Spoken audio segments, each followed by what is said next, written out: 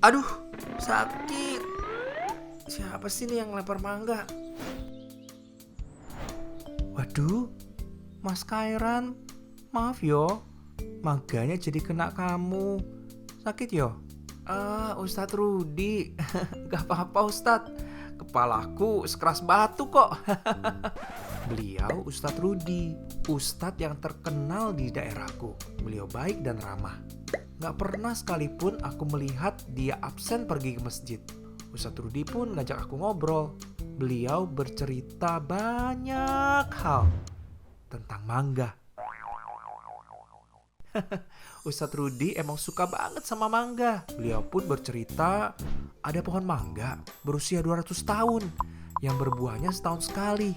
Yo kalau mangga sih kayaknya sampai 200 tahun juga masih bisa hidup ya. Ya kalau saya sih tidak tahu sampai kapan. Ya kalaupun sudah waktunya meninggal, pastikan Ustadz ini masuk surga. Kan Ustadz Rudi perlakuannya baik, sifatnya juga ramah, dan religiusnya tinggi. Sebenarnya ya, saya lebih yakin kalau mangga ini akan berbuah ratusan tahun lagi daripada saya yang masuk surga. Kenapa beliau ngomong seperti itu? Kok nggak yakin bisa masuk surga? Ustadz Rudi pun memberi aku mangga untuk aku kasih ibu di rumah. Wah, lumayan nih ada 9 buah. Aduh, banyak juga ya.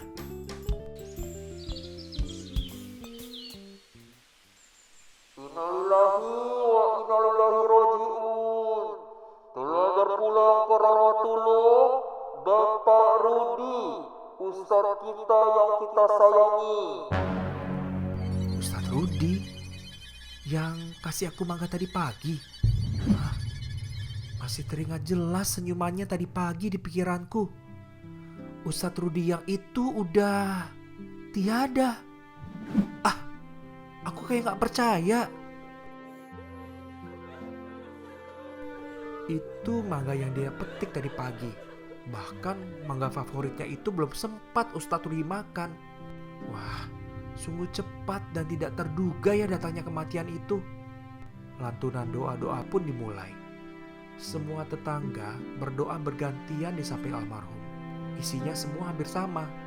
Semoga amal ibadah almarhum diterima. Dan semoga dia masuk surga. Semoga masuk surga. Emangnya belum pasti masuk? Almarhum kan baik dan religius. Sifatnya di mataku hampir sempurna. Dan apalagi dia ustadz. Kenapa sih orang-orang berdoa seperti ini? Apa mereka gak yakin kalau Ustadz Rudi akan masuk surga? Tapi kalau diingat-ingat, bahkan almarhum sendiri gak yakin sih. Aku masih memikirkan doa-doa mereka. Kalau orang kayak Ustadz Rudi aja belum tentu masuk surga, apalagi aku. Aku yang jarang sholat dan biasa-biasa aja kayak gini. Sempat gak ya aku menambah ibadah dan amal baikku? Sedangkan aku gak tahu kapan aku mati. Gimana kalau waktu hidupku tidak cukup dan aku jadi masuk neraka? Daripada pusing, mending aku duduk aja. Sepertinya itu salah satu kerabat almarhum. Hei, datang ke acara duka emang kadang buat hati gelisah ya. Gimana Bapak ini tahu isi pikiranku?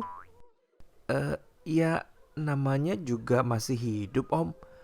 Lihat jenazah bikin gelisah. Gimana kalau kita yang di situ ya? Kita masuk neraka atau masuk surga? Kalau Om sih tenang-tenang aja. Kan udah ada jaminannya pasti masuk surga. Wah, Om ini udah berapa banyak ibadah dan amal baiknya? Kenapa pede banget? Oh, Om sih punya jaminan lain. Kamu mau dengar tentang ini? Wah, sepertinya ini topik menarik. Apa ada cara masuk surga untuk orang seperti aku? Yang aku tahu selama ini harus rajin beribadah dan beramal baik.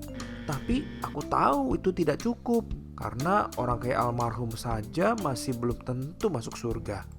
Ya, kita selama hidup melakukan banyak sekali dosa. Sehari tanpa berbuat dosa pun nggak mungkin. Tapi ibadah dan amal tidak dapat menghapus dosa itu. Allah Maha Suci, tidak bisa bersama-sama dengan kita di surga selama kita masih ternodai oleh dosa. Jadi gimana sih supaya kita bebas dari dosa ini? Bahkan ibadah dan amal baik kita nggak bisa menghapusnya. Nggak tahu tuh. Gimana caranya? Nah, kita butuh jalan yang bisa mencucikan kita dari segala dosa-dosa itu. Jalan itulah Isa Al-Masih. Kenapa harus Isa? Karena Isa yang suci sudah menanggung dosa kita ketika ia wafat di kayu salib. Mengimani Isa itu berarti kita percaya bahwa ia adalah jalan kita masuk surga. Dengan begitu kita tidak perlu khawatir kalau ibadah dan amal kita tidak cukup, karena Isa telah mencuci kita bersih dari noda-noda dosa. Kita bersih dan suci karena Isa, sehingga kita pun bisa masuk surga, dan itulah jaminan kita. Jadi gimana menurutmu setelah mendengar ini? Jauh dalam lubuk hatiku, aku merasa senang karena ada cara ke surga untuk orang seperti aku ini. Keren banget ya Isa, bisa menghapus dosaku yang berjibun ini.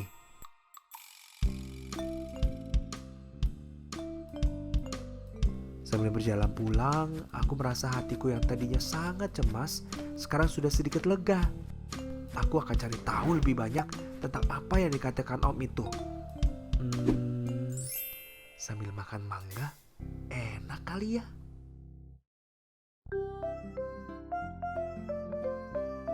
Ikuti terus kisahku dan tonton videonya untuk mendengar lebih banyak lagi. Selalu ingat untuk hidup soleh, hidup bahagia.